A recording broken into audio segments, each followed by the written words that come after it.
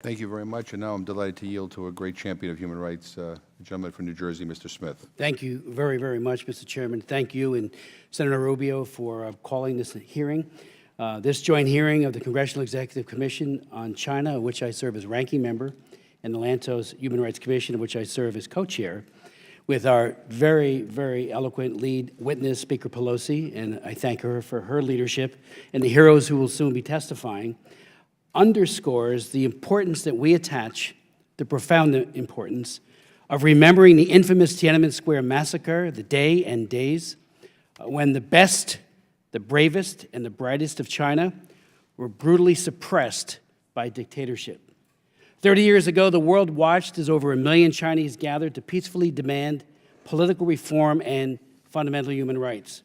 The hopes and promises of those heady days in 1989 brutally ended with the violence, tears, bloodshed, and detention, and exile.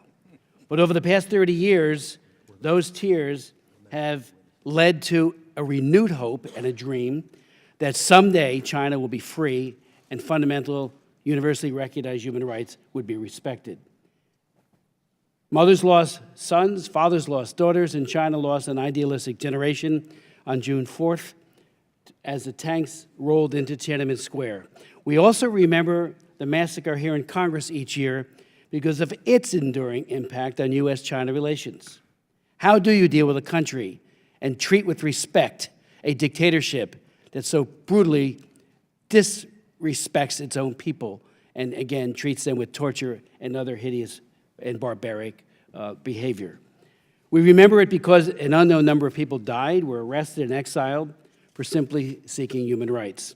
We remember this date each year because it's too important to forget and because it's too dangerous in China to commemorate it. The legacy of Tiananmen Square was further seared in my memory when, after I, along with Frank Wolf, visited Beijing Prison No. 1 back in 1991. I will never forget the faces of those gaunt Tiananmen Square prisoners, and there were about 40 of them at that prison camp, their heads shaved in tattered clothes, bent over machines working grueling hours on clothing for the United States and other markets. I'll never forget that day. It inspired my efforts, along with many others, including Frank Wolf and Speaker Pelosi, to fight against the fantasy that trade and investment would somehow lead to political liberalization and human rights. Dictatorships do not matriculate to democracies because you give them more money. Matter of fact, I believe it makes them worse. As documented so well by the CECE's annual report, the domestic screws on dissent have tightened considerably since Xi Jinping assumed the presidency.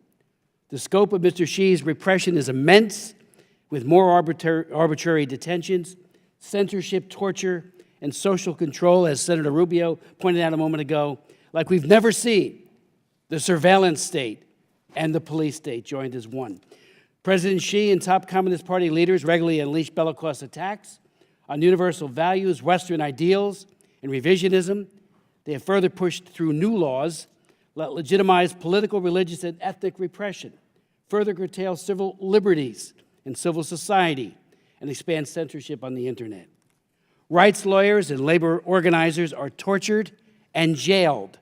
Hong Kong booksellers and Chinese activists disappear, even from safe havens like Thailand. Citizen journalists and religious leaders are arbitrarily detained. We have a new thing under Xi Jinping, Sinitization. The whole idea that every single religious body, from the Falun Gong to Christians to the Uyghurs to the Tibetan Buddhists, all have to comport with Xi Jinping's master plan of socialism. Impunity and repression and brutality are the ties that bind the Tiananmen Square massacre and the internment of over 1 million Uyghurs and other Turkic Muslims, what only can be described as concentration camps.